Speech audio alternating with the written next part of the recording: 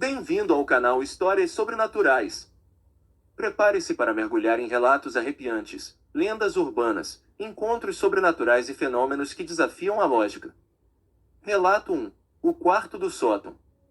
Eu nunca fui de acreditar em fantasmas. Cresci ouvindo histórias da minha avó sobre almas penadas e vultos da noite, mas sempre achei que era coisa da cabeça dela, até me mudar para aquela casa no interior de Minas. Era uma casa antiga, centenária, de madeira escura e janelas estreitas. O dono anterior tinha morrido há anos, e dizem que ninguém conseguia morar lá por muito tempo. Besteira, pensei. Aluguei por um preço tão baixo que parecia piada. Só que, já na primeira noite, comecei a entender o motivo. Tudo começou com barulhos no sótão. Um arrastar lento, como se alguém estivesse movendo móveis lá em cima. O problema? O sótão estava trancado, e eu não tinha chave. Achei que fossem ratos. No dia seguinte, chamei um chaveiro. Quando ele abriu a porta, encontramos apenas poeira, móveis velhos e uma boneca. Não era uma boneca comum. Tinha o rosto rachado, um olho faltando, e uma expressão que me causava náuseas só de olhar. O chaveiro se recusou a tocá-la. Eu ri de nervoso, e a deixei lá. Na terceira noite, acordei com a risada de uma criança. Não havia crianças na casa. Nem por perto. A boneca apareceu no corredor do andar de baixo no dia seguinte. Eu não a movi. Eu juro por tudo que não a movi. As coisas foram piorando. Luzes piscando, portas abrindo sozinhas, e sempre aquele som, arrastado, pesado, vindo do sótão. O pior foi quando vi a sombra. Era pequena, como a de uma menina. Mas os olhos, não eram olhos, eram buracos negros. Saí da casa naquela mesma madrugada. Nunca mais voltei. Desde então, tenho pesadelos com risos e o som de móveis sendo arrastados. E às vezes, juro que ouço barulhos no sótão, mesmo aqui, onde moro agora. Relato 2. A presença no quarto 6. Me mudei para aquela pensão em 2018, depois de perder o emprego e terminar um relacionamento de anos. Era o único lugar que eu podia pagar. O dono, um senhor calado e estranho, me ofereceu o quarto 6, no fim do corredor, perto da escada para o porão. Na primeira noite, percebi um cheiro de mofo pesado e constante, mesmo com a janela aberta. A cama rangia com qualquer movimento, e o abajur piscava mesmo desligado. Mas o pior foi o espelho. Era um espelho antigo, oval, preso à parede com parafusos enferrujados. O estranho é que ele não refletia exatamente o quarto como era, a luz no reflexo parecia mais escura, e às vezes eu achava que havia movimento atrás de mim. Mas ao virar, nada. Sempre nada. Na terceira noite, acordei às 3h14 com um sussurro no meu ouvido. Não era um som qualquer, era claro, nítido. Você está no meu lugar. Tranquei a porta. Verifiquei janelas. Tentei me convencer de que sonhei. Mas a voz voltou, toda noite, no mesmo horário. O abajur quebrava sozinho. O espelho embaçava, mesmo sem umidade. Uma madrugada, acordei sem ar. E vi. Havia uma figura no canto do quarto. Imóvel. Escura, como se absorvesse a luz. Seus olhos, não eram olhos. Eram dois pontos fundos, como queimaduras. E ela me olhava através do espelho, de dentro dele. Saí da pensão no mesmo dia, sem pegar minhas coisas. O dono só me disse, antes de fechar a porta: ninguém dura mais de uma semana no quarto 6. Desde então, evito espelhos. E durmo com as luzes acesas. Porque às vezes, ainda ouço a voz. Relato 3. O último trem das 23h13. Meu nome é Rafael, e o que vou contar aconteceu numa madrugada fria de julho, em 2021, na estação do Brás, em São Paulo. Eu tinha perdido o último trem normal e estava prestes a pedir um carro por aplicativo, quando ouvi o alto-falante anunciar algo estranho. Próxima composição, linha fantasma, embarque exclusivo. Saída, 23h13. Pensei que fosse uma pegadinha, ou algum erro no sistema. Mas, exatamente às 23h13, um trem antigo, enferrujado, desacelerou no trilho 3. O mais estranho? Nenhuma luz acesa. Nenhum condutor visível. Mesmo assim, as portas se abriram com um estalo seco. Algo em mim me fez entrar. O interior parecia parado no tempo. Bancos de madeira, cheiro forte de carvão, e uma bruma fina se arrastando pelo chão. Havia poucas pessoas, ou melhor, figuras, sentadas em silêncio, com roupas que pareciam de outra época.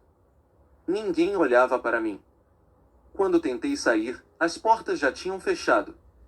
O trem começou a se mover, mas do lado de fora, não havia nada. Nem estação. Nem cidade. Apenas um túnel interminável. As lâmpadas começaram a piscar, uma a uma. E então, uma mulher sentada ao meu lado virou o rosto. Pálido. Olhos fundos, sem brilho. E ela sussurrou. Eles nunca deixam você descer. O trem andou por horas. Ou dias. O tempo ali não fazia sentido. Só sei que, em algum momento, desmaiei. E acordei em um banco da Estação da Luz, sujo de carvão, com a roupa molhada de suor frio. Perguntei aos funcionários sobre o trem das 23h13. Riram. Disseram que aquela linha foi desativada em 1969, depois de um descarrilamento onde mais de 100 passageiros morreram, queimados vivos. Desde aquela noite, nunca mais entrei num trem depois das 11. Porque às vezes, nos trilhos vazios, ainda escuto o apito daquele trem fantasma, chamando pelo próximo passageiro. Relato 4. O trem fantasma da Serra do Mar. Na escuridão da noite, quando a neblina abraça a Serra do Mar, há quem afirme ouvir o apito distante de um trem que nunca chega. Moradores de Paranapiaçaba, uma vila histórica no estado de São Paulo, relatam que, em certas noites, o som de uma locomotiva ecoa pelas montanhas. Mas, ao procurarem, não há trilhos, não há trem, apenas o eco do passado. Dizem que esse é o trem fantasma, um veículo que nunca chega ao seu destino, vagando eternamente pelas trilhas da memória. A origem dessa lenda remonta ao século XIX, quando a construção da ferrovia Santos-Jundiaí trouxe consigo tragédias e mortes de trabalhadores. Alguns acreditam que as almas desses operários ainda percorrem os trilhos, buscando descanso. Em noites com neblina densa, é possível ouvir o som do trem se aproximando, mas ele nunca aparece, apenas o silêncio que segue. Outro relato vem de São José dos Campos, onde moradores do bairro Banhado afirmam ouvir o som de um trem às 3 da madrugada. O barulho se aproxima, mas, ao saírem para investigar, não encontram nada. Acredita-se que esse fenômeno tem origem na Procissão do Enterro, uma tradição religiosa portuguesa que ocorre na Semana Santa. Segundo a lenda, o diabo teria imitado essa procissão com o som de um trem, criando o trem fantasma como uma paródia macabra. Relato 5. A viúva do véu preto. Meu nome é Marcos, e tudo começou quando aceitei cuidar de uma antiga casa de fazenda herdada por um parente distante. Ficava nos arredores de Ouro Preto, isolada, cercada por mata fechada e trilhas esquecidas. A casa era linda, mas carregada de silêncio. Silêncio e cheiro de flores mortas. Na primeira noite, ouvi passos arrastados no corredor do andar de cima. Quando subi, encontrei a porta do quarto trancada, a única que eu não havia aberto. Na manhã seguinte, ela estava entreaberta, e lá dentro, um retrato antigo. Nele, uma mulher de vestido preto, véu cobrindo o rosto, ao lado de um homem pálido, sem olhos. À noite, o pesadelo começou. Acordei com um lamento vindo do jardim. Uma mulher, vestida de luto, caminhava entre as pedras, segurando um buquê de flores secas. O véu cobria seu rosto, mas seus gemidos pareciam vindos do próprio chão. Fiquei imóvel, assistindo ela desaparecer atrás da neblina. Quando olhei para minhas mãos, estavam cobertas de terra úmida. Na terceira noite, ela entrou no meu quarto. Não pela porta. Ela passou pela parede, como uma sombra com cheiro de cemitério. Parou ao lado da cama, abaixou o véu, e onde devia haver um rosto, havia um vazio negro, sugando o ar. Ela sussurrou. Você tem os olhos dele. Acordei gritando. Sozinho. Mas no travesseiro, havia um pedaço de renda preta e uma flor murcha. Fugi da casa ao amanhecer. Nunca voltei. Mas até hoje, se durmo em silêncio total, ouço passos no corredor e o som do véu arrastando pelo chão, procurando por mim. Relato 6. A Fazenda das Almas. Meu nome é Tiago, sou agrônomo, e o que vou contar aconteceu quando fui chamado para avaliar as terras de uma fazenda antiga no interior de Goiás. A propriedade estava abandonada havia décadas, mas um novo comprador queria restaurá-la. Cheguei num fim de tarde, o céu alaranjado por trás das colinas. A sede da fazenda era enorme, mas estava tomada pelo mato e pelo silêncio, um silêncio que não era natural. Não havia insetos, nem pássaros. Apenas o som do vento, e algo mais. Algo que parecia estar esperando. Comecei a vistoria ao entardecer e, ao passar pelo curral velho, vi pegadas no barro, descalças, pequenas, de criança. Mas não havia ninguém comigo. Na varanda da casa, havia marcas de unha nas tábuas da madeira, como se alguém tivesse tentado rastejar para dentro. Ignorei. Tentei ignorar. Mas naquela noite, dormi no alojamento de caseiro, e foi aí que tudo aconteceu. Acordei às 2h17 com o som de bois mugindo. Só que não havia mais gado na fazenda. Saí com a lanterna, e no pasto vazio, vi sombras. Vultos caminhando entre as árvores. E, entre eles, uma mulher, vestida de branco, com o rosto escondido por um lenço sujo. Ela parou, me olhou. E gritou. Não foi um grito humano. Foi como o som de algo quebrando por dentro. Voltei correndo, mas a porta do alojamento estava aberta. Dentro, a mesma mulher me esperava. Com olhos brancos. A pele enrugada como couro seco. E ela falou. Você está pisando em solo marcado. Aqui, ninguém partiu em paz. No dia seguinte, fui embora sem olhar para trás. O novo comprador desistiu do projeto. Ninguém mais pisa ali. Mas dizem que à noite, no alto da colina, ainda se ouve os mugidos, e o lamento de quem nunca deixou a fazenda. Relato 7. A trilha sem volta. Meu nome é Fernanda. Sou bióloga e há 2 anos participei de uma expedição na Serra da Mantiqueira, mais precisamente em uma área de floresta densa, longe das trilhas comuns.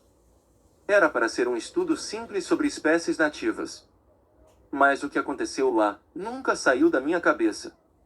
Na segunda noite de acampamento, um dos colegas, o André, disse ter ouvido alguém assobiando perto da barraca dele.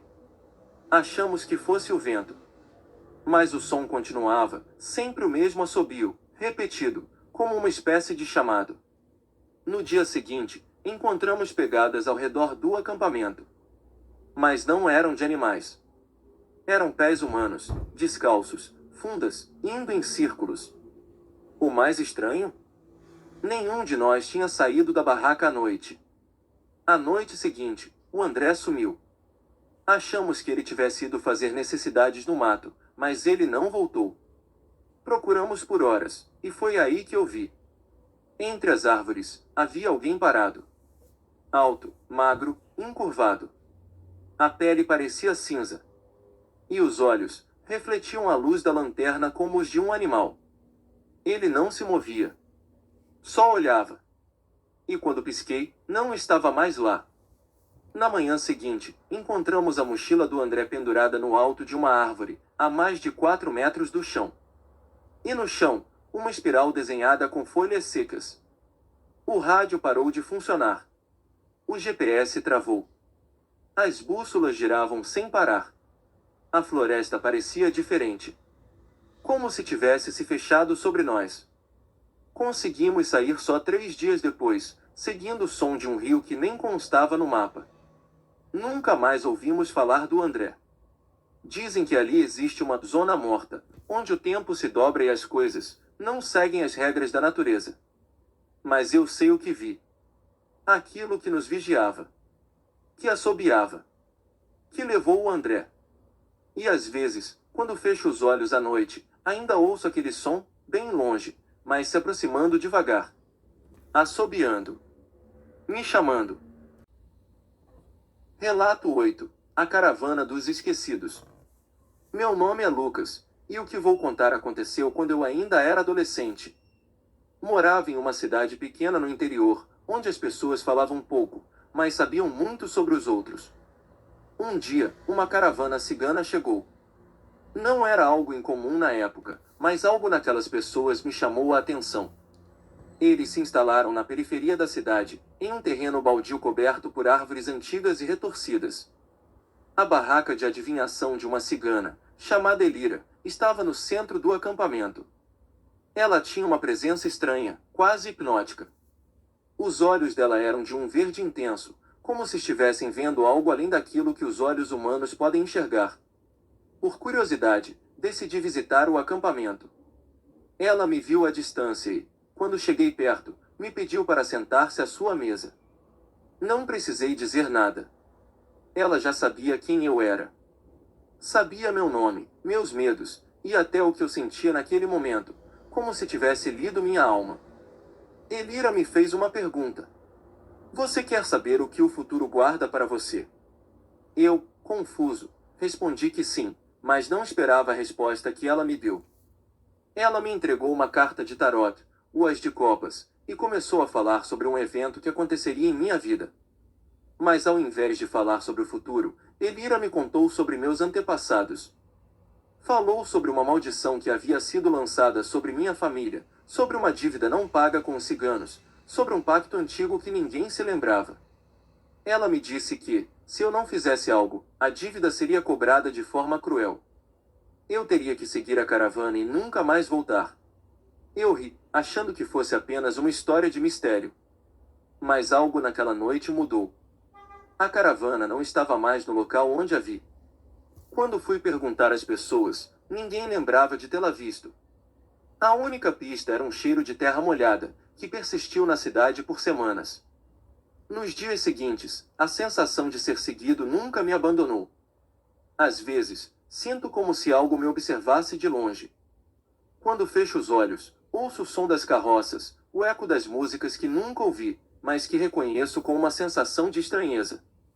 Há noites em que me pego olhando para o horizonte, com a sensação de que, se eu virar a esquina da rua, irei encontrar aquela caravana. E vou ser forçado a segui-la, para sempre. E esses foram os relatos de hoje. Até o próximo vídeo, pessoal.